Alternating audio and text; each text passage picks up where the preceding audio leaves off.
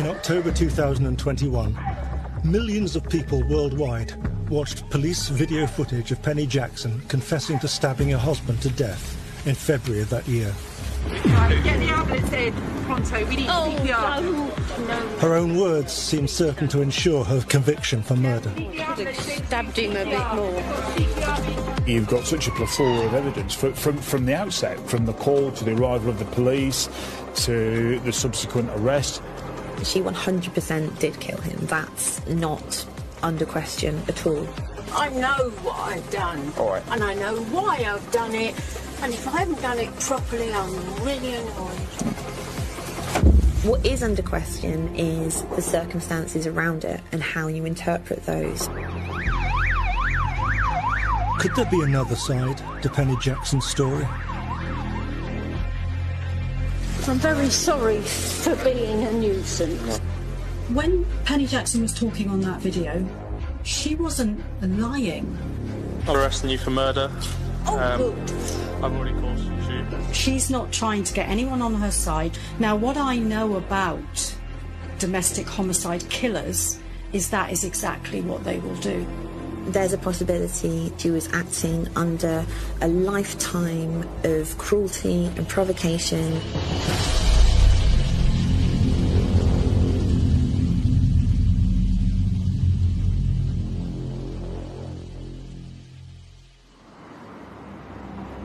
In the trial of Penny Jackson, after the conclusion of the prosecution case on October the 13th, 2021, the judge took the remarkable decision that police footage of her arrest could be released to the public. I stabbed him once, because he's an aggressive bully and nasty, and I've had enough. As the world witnessed firsthand Penny's admissions of guilt, interest in the case skyrocketed. The media didn't need to sensationalise this. They just needed to provide a link to the video, because that in itself is extraordinary viewing. And when he said you wouldn't do it, I did it twice more.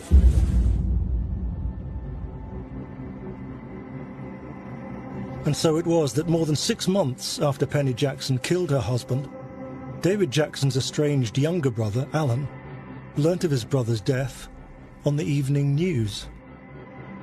I had no idea he was dead at all, not an inkling.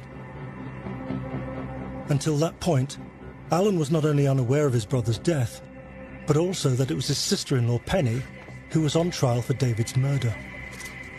When we found out she'd done this in February, just before her birthday, we thought, oh, hang on, February, October. So why hasn't nobody let us know? But for Alan, the biggest shock wasn't that his brother had been murdered by Penny, but that Penny's story of his brother's abusive behaviour towards her wasn't being believed. I mean, when we saw the video of the police going to arrest her, and she said, and, you know, I'm glad I've done it, you know, he's a bully. I thought, listen, fellas, what she's trying to say is the truth. Yes, I stabbed him. You know, what Penny did to him, it was something waiting to happen to him. And that was his fate, which was brought on by himself. David and Alan Jackson grew up in the market town of Quinton, Birmingham, with their parents and sister, Jenny. David was a lot older than me. We had quite a steady relationship when we was young. As we was growing up, he went his separate ways. So he was probably about 19 when he joined the army.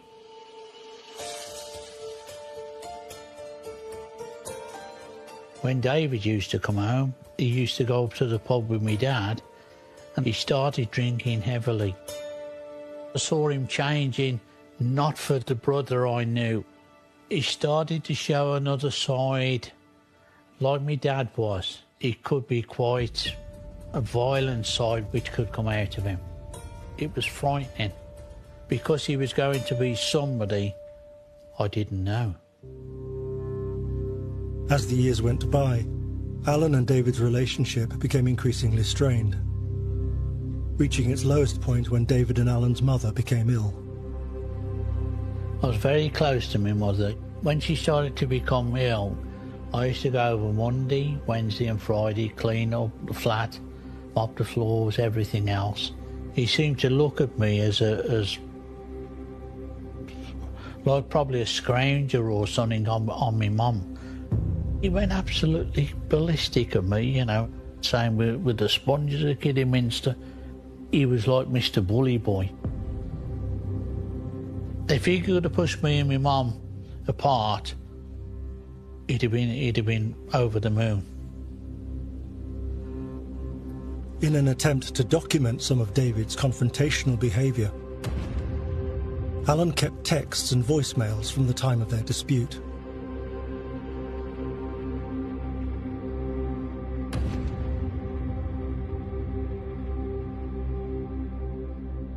He also kept an old voicemail message from his brother. Alan, if you don't pick up the phone, and if anything happens to Mum before we get her out of hospital, I'll walk all over your grave and walk all over you. You just do not care. You don't give a toss. And I refer to my mother as opposed to our mother. Bye. A bit upsetting to hear it when he's referring to his mother, not my mother, and being so nasty the way he is on the phone. I just wondered what on earth had happened to him, you know, where his humour had gone, why he'd gone the way down this road which he had gone, to be Mr. Not Nice Guy, Mr. Nasty. And for what reason? What have I done? Some years earlier, in the early 90s, David had met the woman who would become his third wife, Penny Jackson. And despite Alan and David's personal differences, Alan had immediately warmed to her. Penny always was nice to me. She was always having a giggle and a laugh and a joke from the moment I met her. She's the sort of person who you couldn't hate, because she's got like a bubbly side to her which she tries to bring out the best of you for you to like her. However, even from the early days of Penny and David's relationship, Alan could see issues between the couple. David was a very controlling person. He tried to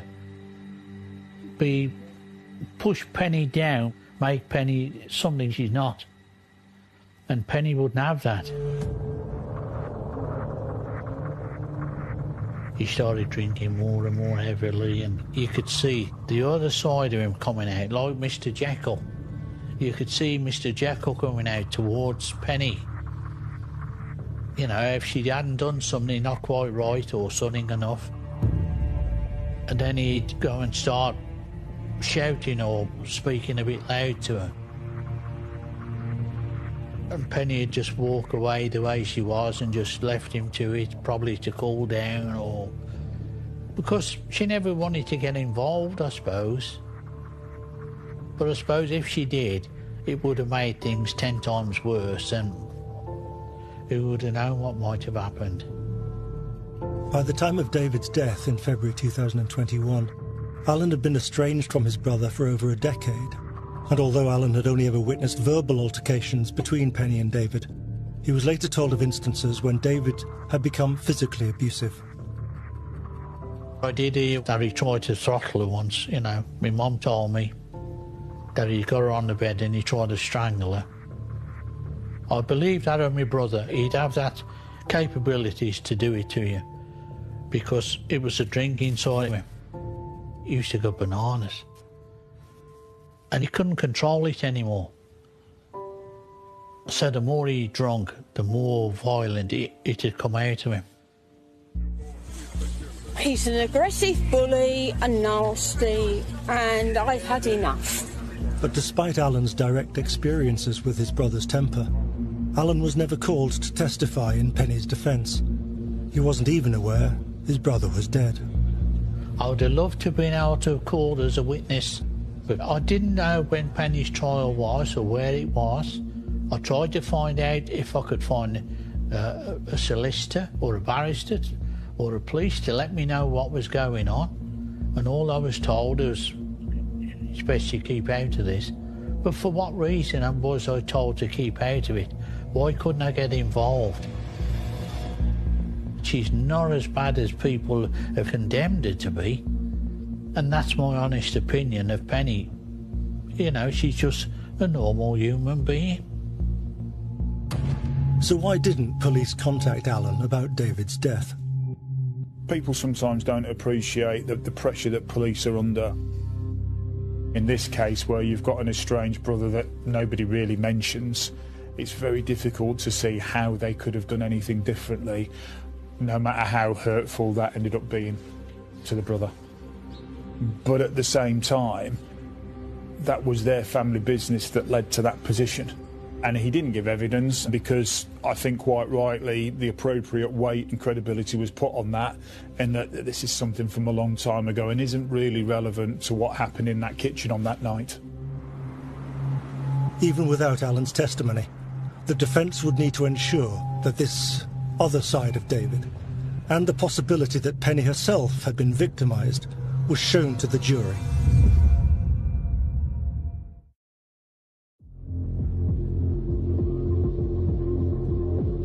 On Tuesday the 19th of October 2021, the defence began their arguments on behalf of Penny Jackson in her trial for the murder of her husband, David.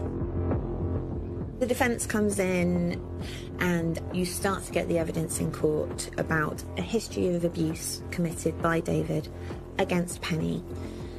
And some of the stuff she has to share is really very distressing. During the trial, it was alluded to that there was some historical allegations of domestic violence where her husband and her had featured. That would potentially open a defence of provocation under the Homicide Act, which very basically means she wouldn't be convicted of murder, she'd be convicted of manslaughter. First to take the stand, to tell a very different version of events from the prosecution case, was the defence's star witness, Penny Jackson herself.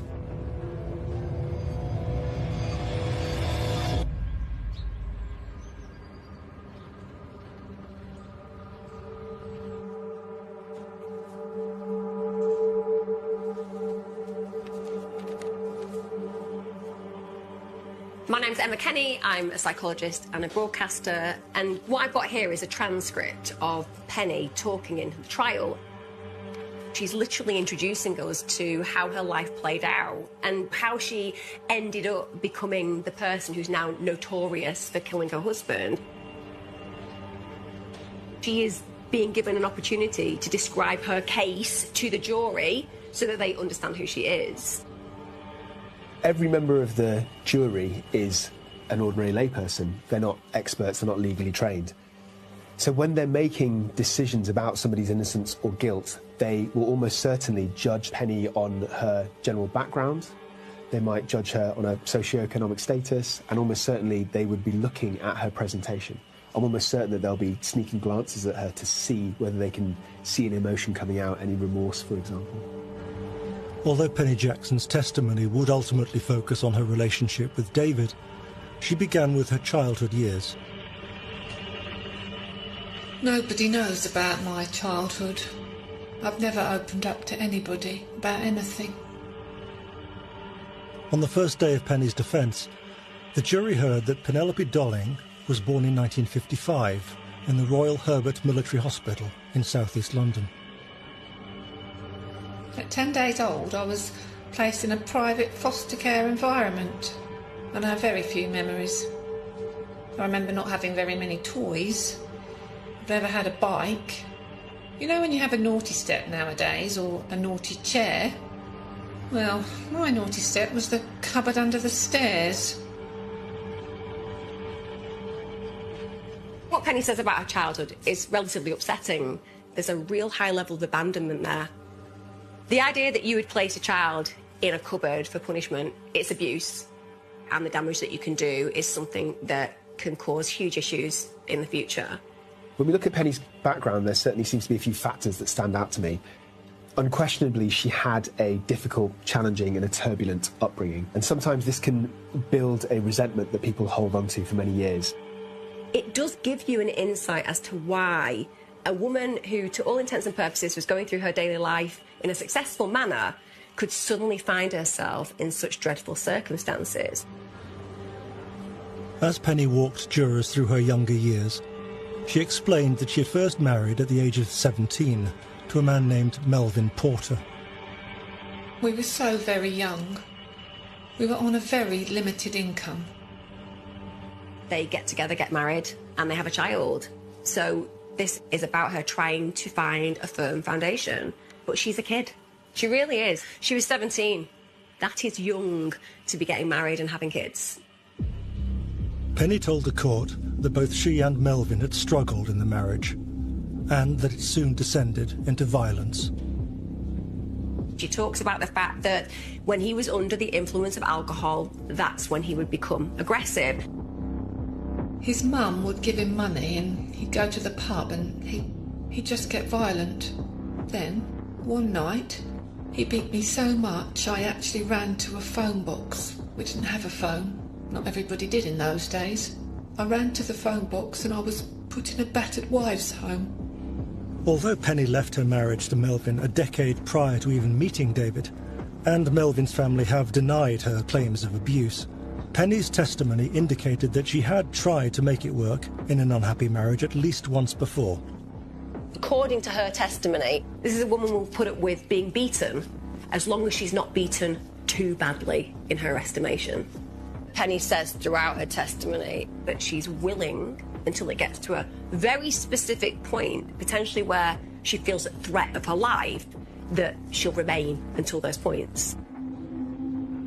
Then Penny's testimony moved on to her marriage to David, beginning with the newlyweds' relocation, with their daughter Isabel, to an RAF base in Rheindahlen, Germany, in 1996. In what Penny said was initially a happy time in their lives. In those days, I very rarely saw anything other than the kindness and love. But then, after 2 years overseas, David received devastating news. David gets a call regarding his son, and his son has taken his own life. And Penny says that David collapsed and he's crying, "Oh my God, oh my God." And the loss of his son, Penny claims, had an immediate and a damaging effect on David's behaviour. At the beginning, he was just numb, but increasingly, he became violent, would lose his temper. He'd get so angry for no reason. It would always start with verbal aggression, and then he'd grab hold of me and shake me. On one occasion, I walked in from work and he headbutted me. He threw me down the cellar stairs. He punched me. As Penny spoke about the impact of David's son's suicide, her accusations grew increasingly disturbing.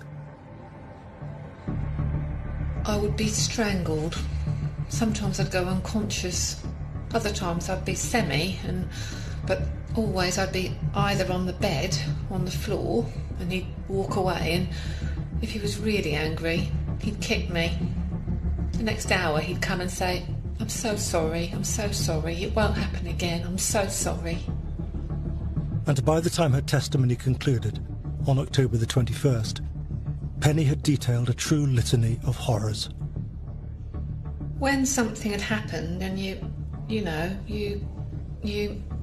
he'd always be really, really sorry and say it was out, I didn't mean to, I'm sorry, I lost it. But then that night, when I'd obviously be really upset and bruised or whatever.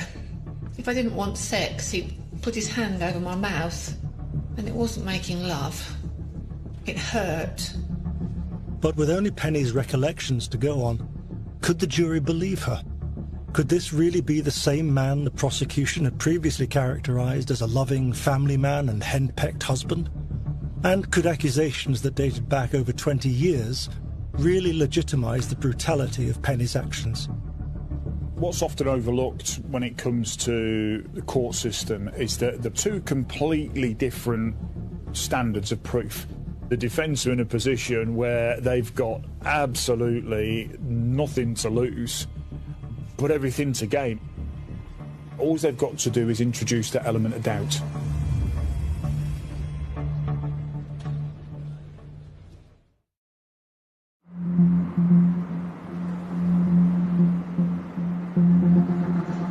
On the witness stand at Bristol Crown Court, Penny Jackson had made damning statements about the abuse she claimed to have suffered during her marriage to David, that had driven her to stab him to death on February the 13th, 2021. But without corroboration, could the jury rely on what she'd said?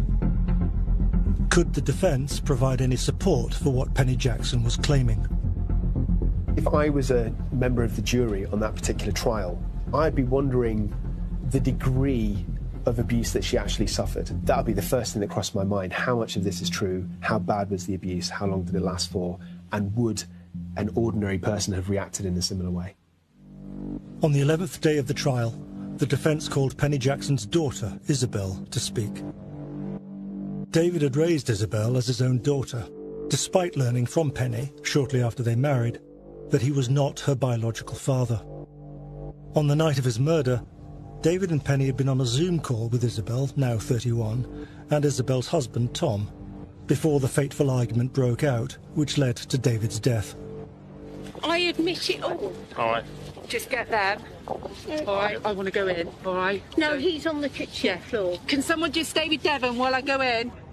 Isabel's testimony would focus on the years between 1996 and 2002, when the family were living in Germany. We do know that Penny experienced domestic abuse during this period of time because her daughter Isabel actually went to court and testified that there was violence she witnessed as a child. On the stand, Isabel spoke of witnessing her father abusing her mother on 3 separate occasions, soon after learning of his son's suicide. Incidents that Penny herself had also described in court days earlier.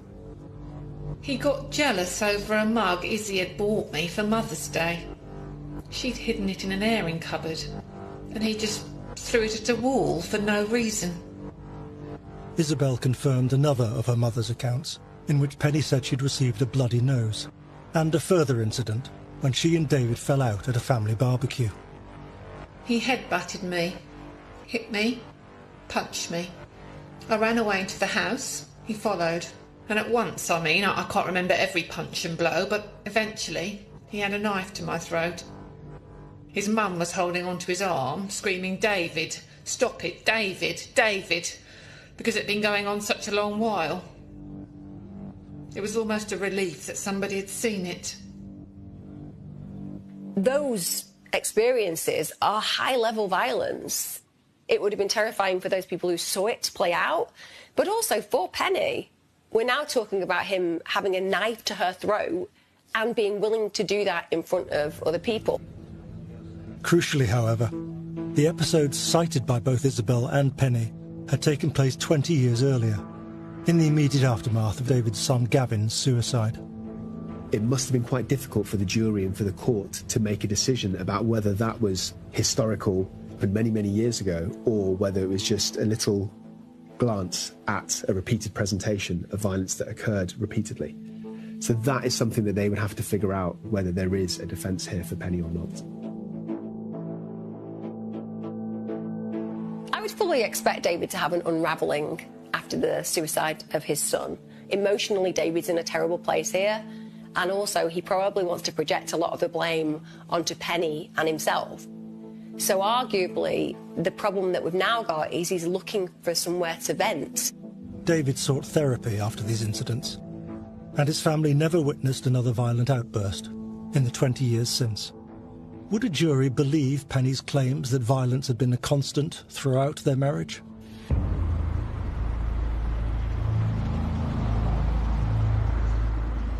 The defence were asking the jury to accept that she lost control in that moment, and that loss of control was as a result of the actions of her husband, not only at that time but over a period of time. And there was clear evidence of threats and physical violence many, many years before, but no other evidence of violence in the intervening period between then and the time of the death. As a prosecutor, as a Minister of Justice, I do need to investigate these things. But in this case, there was pretty consistent evidence from all the witnesses that neither were particularly violent, he was not particularly violent, and if anything, Penelope Jackson baited him. So as a prosecutor, I would say to the jury, well, there were certain circumstances, but those didn't impact. The defence will say, well, those were the only overt instances, and of course there were surreptitious or hidden instances from that point all the way through.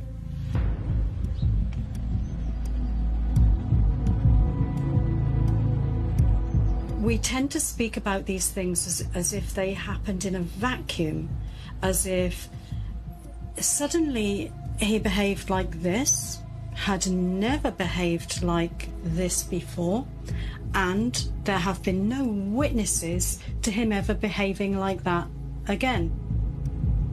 You know, people say it was 20 years ago. That wasn't an isolated incident. I can guarantee you that.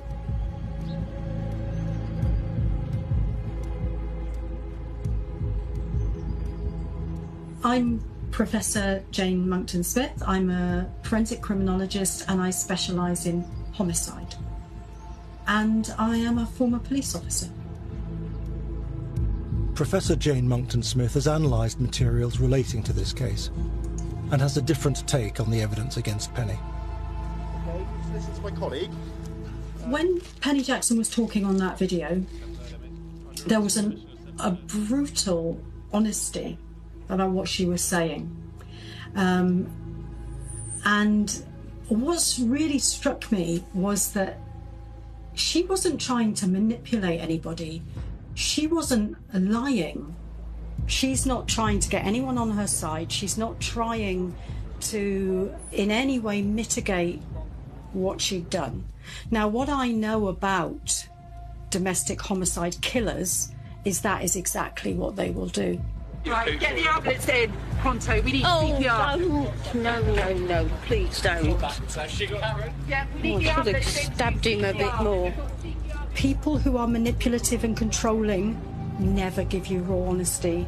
So from the minute I saw her start to speak with that brutal honesty, I was thinking, this isn't the manipulative person in this relationship. This isn't the abusive person. This isn't the dangerous person. For Professor Monckton-Smith, the fear and victimisation in Penny's testimony rang true. The way coercive control works, it is constantly there. It never stops. It is unrelenting, because coercive control isn't intermittent. It is the way that a controlling person operates within a relationship. There's not a doubt in my mind that her life could have been in real danger because there's a history of strangulation and there's a history of weapons. But UK courts do not recognise expert testimony in the matter of coercive control. So no expert witness could be called to testify in Penny's defence. Everybody thinks that domestic abuse is a common sense pattern of behaviour. So I know that the court does not use expertise of coercive control to give that context. The criminal justice system doesn't feel it needs that expertise, but it does.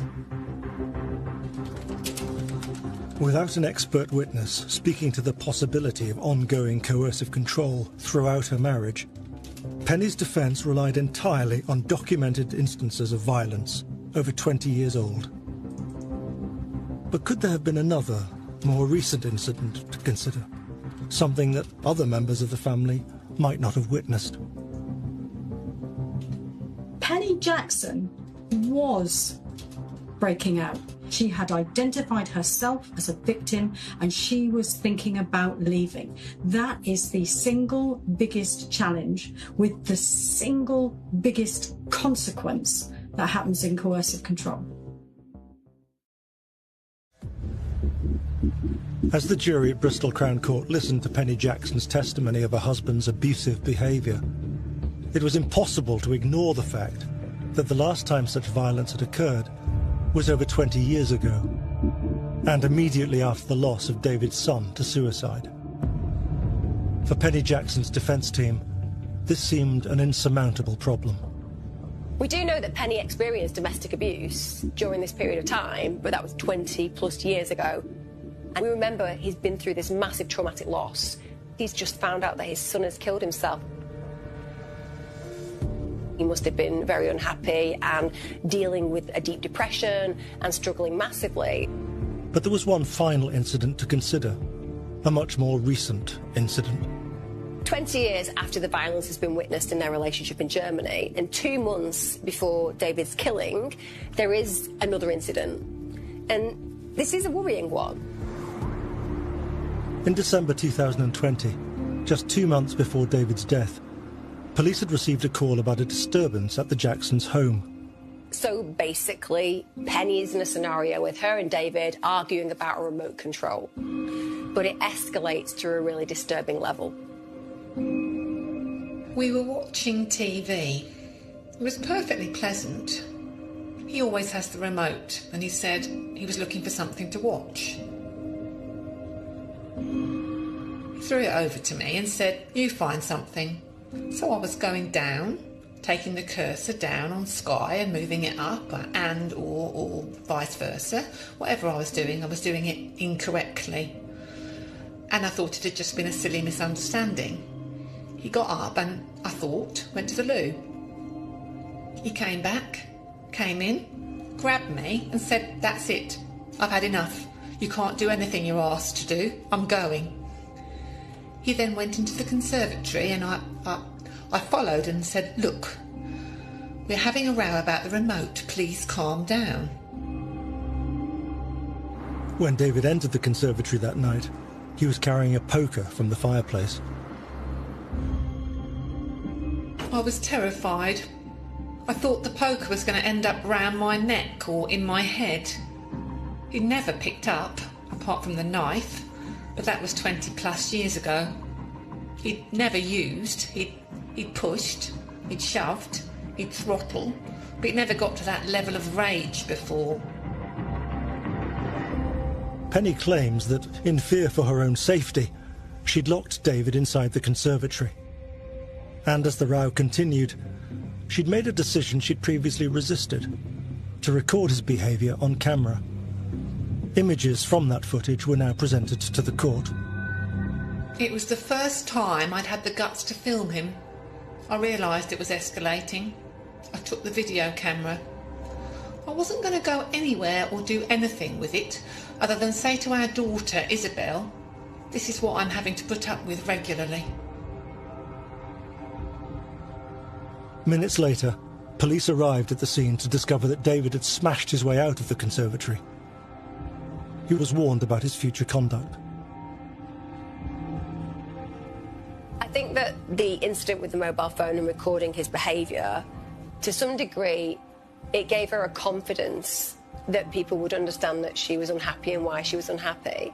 It was now noted and recorded. The police had been out, her family had witnessed this event, and to some degree that potentially made her feel bolstered confidence-wise regarding ultimately making a dreadful decision. The police have on record at least one incident where David was supposedly the aggressor in a violent incident. But on the other hand, there are some reports, at least put forward by the prosecution, that she was intentionally goading him and chiding him into acting this way. So it's really hard to know with the information that we have who is the aggressor, who is at fault. But regardless, they certainly knew how to wind each other up, and these outbursts of violence certainly were nothing new. Would this more recent violent incident, only a few months before David's death, have an impact on the jury's opinion of Penny? when they came to decide her fate.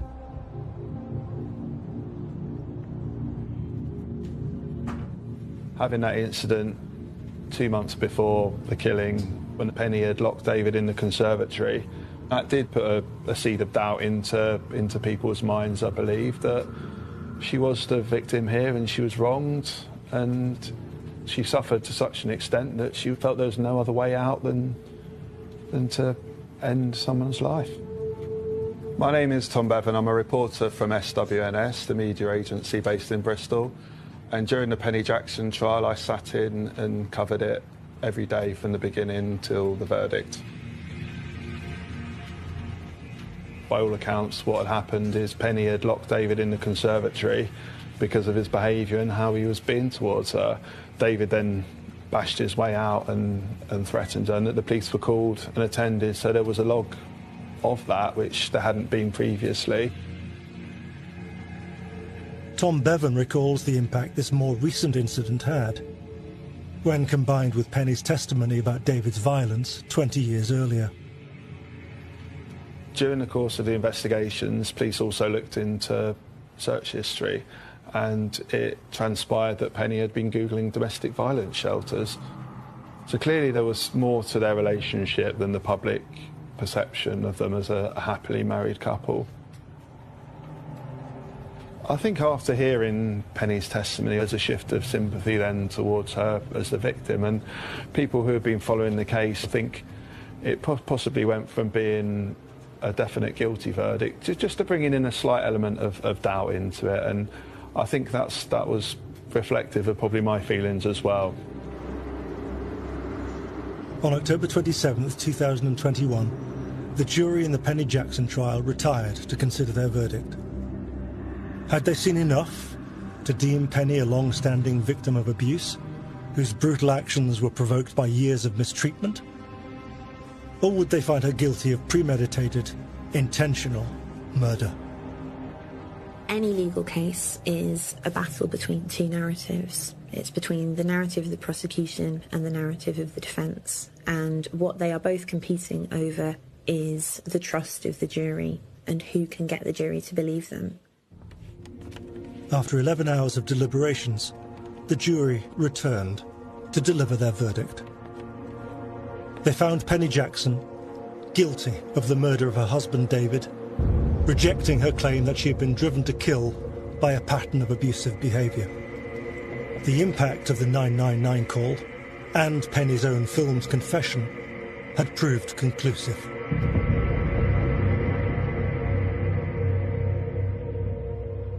I think it's hard to know what to feel in that kind of situation. You sort of imagine what the families might be feeling and what they're going through. You got a real sense just how much this incident had torn so many lives apart and had such a big impact on so many people that a verdict from a jury and a sentence from a judge is not even going to go close to start to heal. There really is no winners in this situation. On October 29th, 2021, Penny Jackson appeared in court for a final time, for sentencing. The starting point for murder is 15 years, but the judge was required to decide on a mandatory minimum term that she would spend in prison. Looking at the judge's sentencing remarks, he concluded that Ms. Jackson wrote the confession note in advance of the first wound. He concluded that it was premeditated, and what's more, he suggested that her actions tarnished Mr. Jackson's reputation and tarnished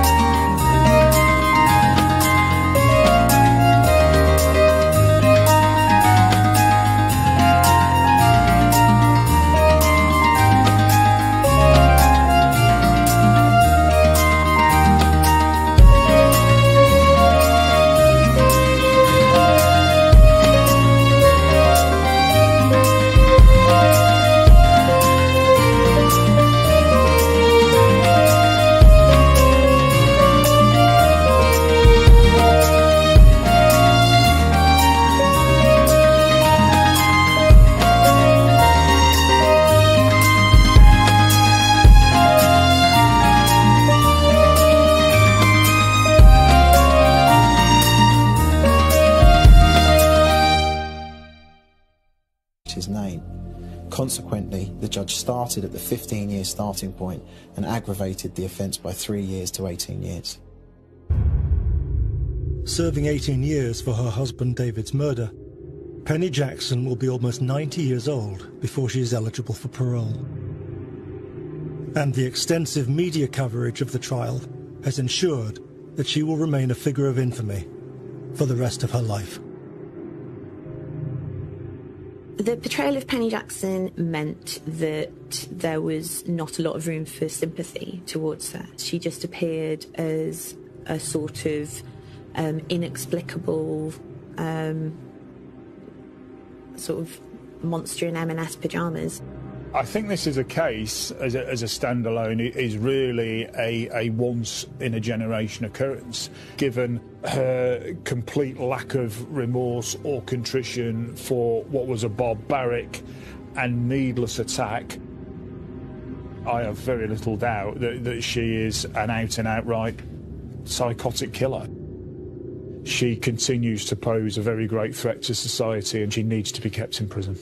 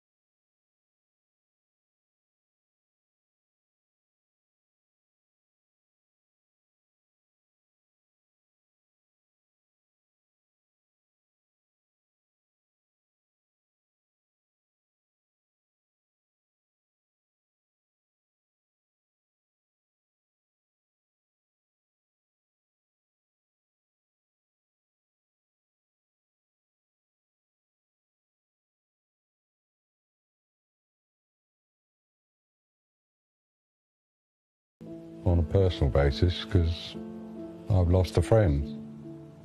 I never want to speak to her. I didn't bother looking at her at the trial, although I know Ronnie did, to stare her in the face, to say, how could you do that?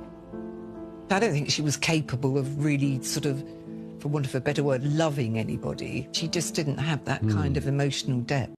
That whole persona that came out in that video sort of sums up a lot of the way she was before when we knew her, very dismissive of things. Even though it's such an appalling, massive event, Penny's personality was coming through. I feel as time's gone on, I'm much more able to focus on the good times that the four of us had together, more than my hate for Penny, but I still would never forgive her and never, ever want to have her in my life or see her again.